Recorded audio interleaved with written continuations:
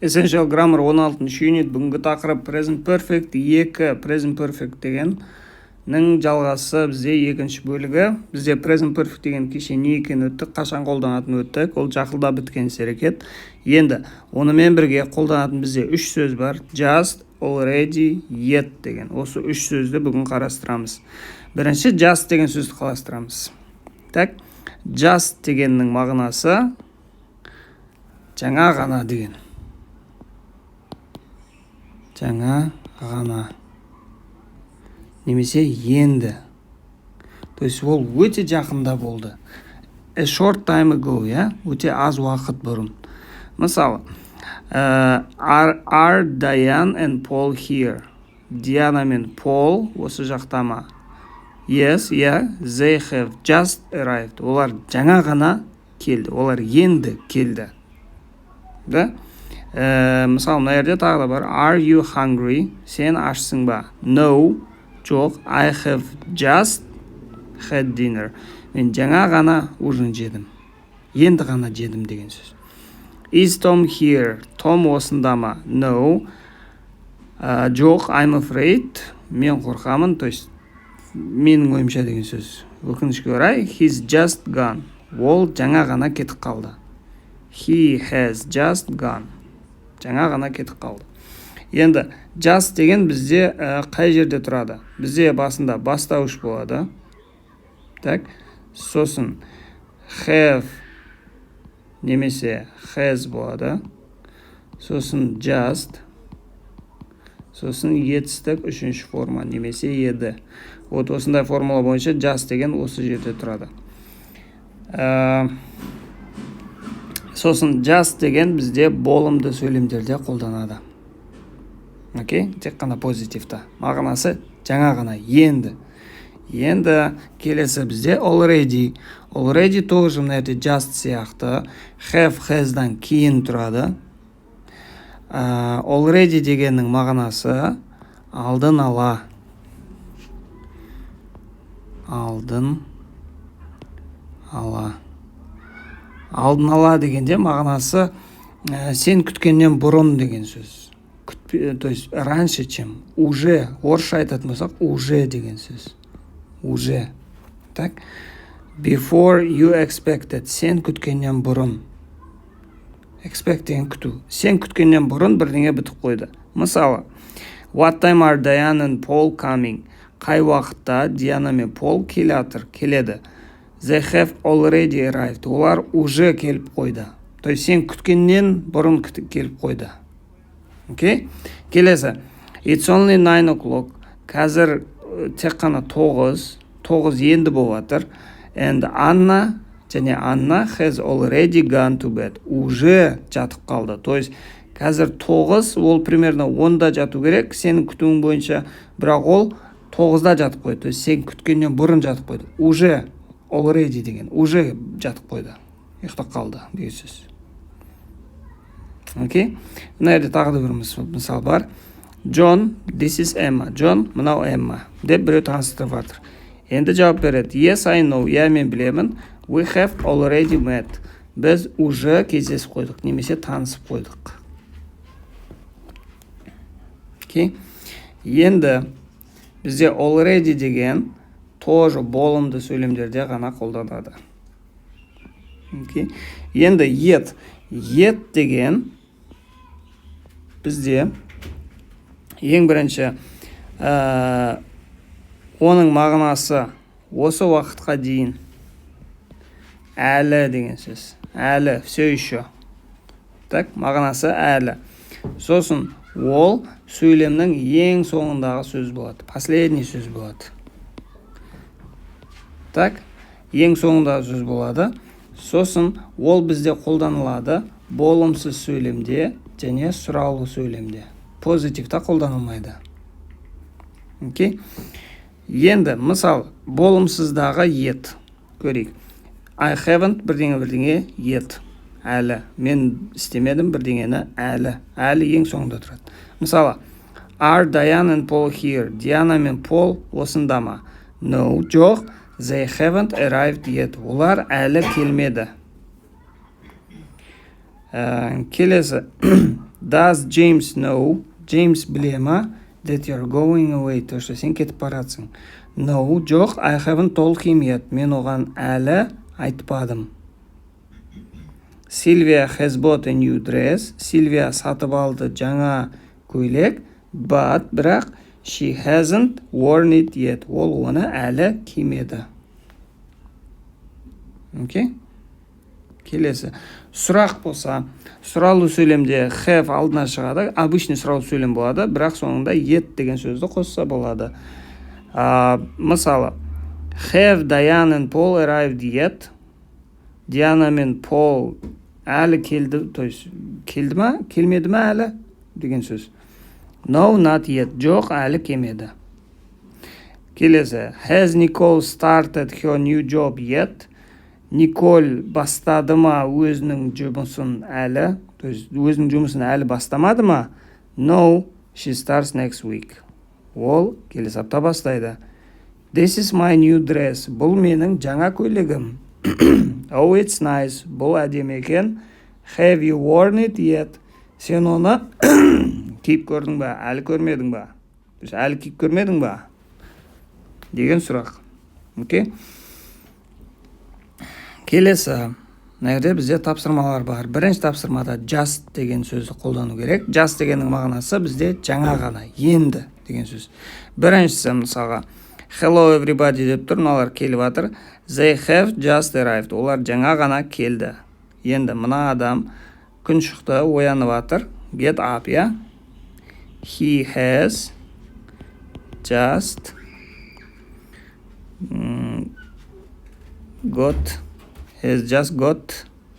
get, ну ладно, wake up дейікші. Woken up. Ол жаңа ғана оянды. Келесі, мына жерде новый машина дейді. Мыналар жаңа машинаны сатып алды. Жаңа ғана сатып алды. They have just bought. Жаңа ғана сатып алды. A car. Машинаны. Хорошо. Мына жерде мына жүгірушілер старттан енді бастап жатыр. То есть жүгіруді енді бастады. The race, жарыс, has just started. Жаңа ғана басталды. Okay. Already деген уже алдын ала деген сөз. What time is Paul arriving? Пол қай уақытта келеді? He's already arrived. Ол жаңа ғана, ол уже келіп қойды. Do your friends want to see the film? Сенің достарың қалайды ма көру фильмді? Сенің достарың фильм көруді қалай ма? No, жоқ. Олар уже көріп қойды. They have already seen it. Don't forget to phone Tom. Ұмытпа звондауды Томға.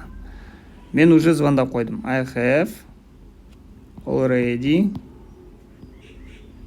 phoned. Мен уже звондап қойдым. When is Martin going away? Мартин қашан кетеді? Ол уже кетіп қалды. He has already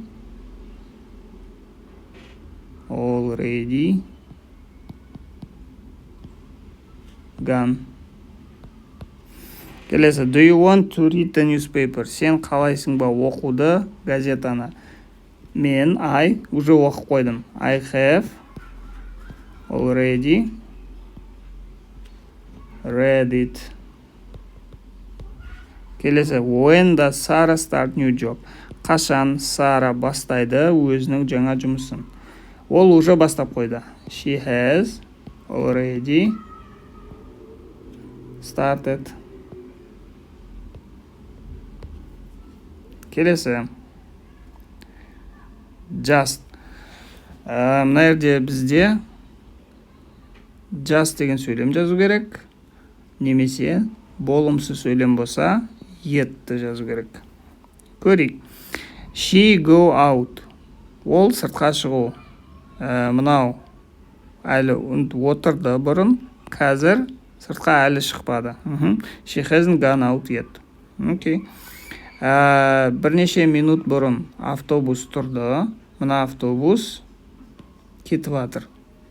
The bus go. Автобус жаңа ғана кетті болады. Әлі кетпеді емес, кетіп жатыр. Көрінер ме? Қозғалып жатыр. The bus has just gone. Жаңа ғана кетіп қалды. The train. Poise leave кету. Poise нәрде бірнеше минут бұрын тұрды. Қазір әлі тұр. То есть ол әлі кетпеді. The train hasn't left yet. Әлі кетпеді.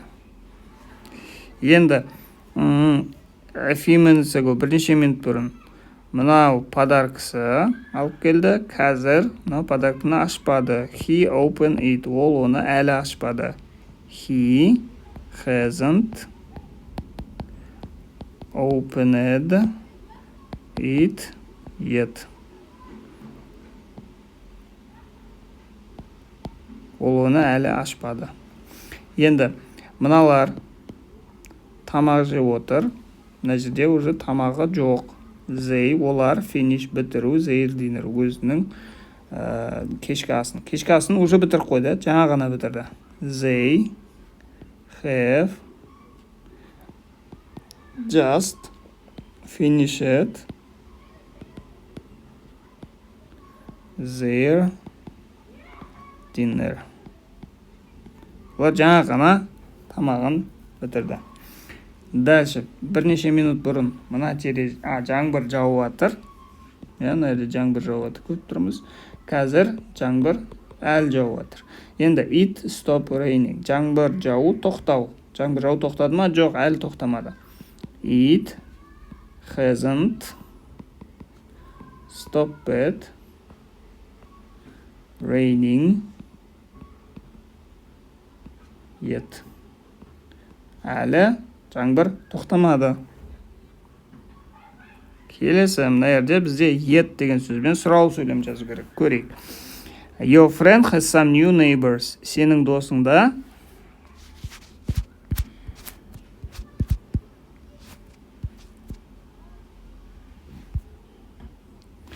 Your friend сенің досында has some new neighbors. Жаңа көршілері бар. Perhaps, мүмкін, he has met them. Ол олармен танысты. Енді сен одан сұрайсың. Сен олармен таныстың ба? Have you... Так, you жазылып қойған. Have you met new neighbors? Жаңа көршілеріңді yet. Сен жаңа көршілеріңді әлі, олармен әлі таныспадың ба деген сөз. Your friend, сенің досың, must pay her phone bill. Төлеу керек телефон счетты. Perhaps, мүмкін, ол оны төлеген шығар. Енді сен сұрайсың, сен оны төледің ба, төлемедің ба? Have you paid your, сенің phone bill, телефонный счетты әлі? Сен әлі ана телефонның счетін төледің ба, төлемедің ба? Tom was trying to sell his car. Том тырысты сатуға өзінің машинасын. Perhaps, мүмкін, he has sold it. Оны сатқан шығар. You ask a friend. Том туралы. Досыңнан Том туралы сұрайсың, то есть үшінші адам. Has Tom. Том әлі сатты, то есть Том сатты ма, сатпады ма? Has Tom sold his car yet? Том өзінің машинасын әлі сатты ма, сатпады ма? Окей. Так, бүгінгі тақырып осы. Келесі уақытта көріскенше.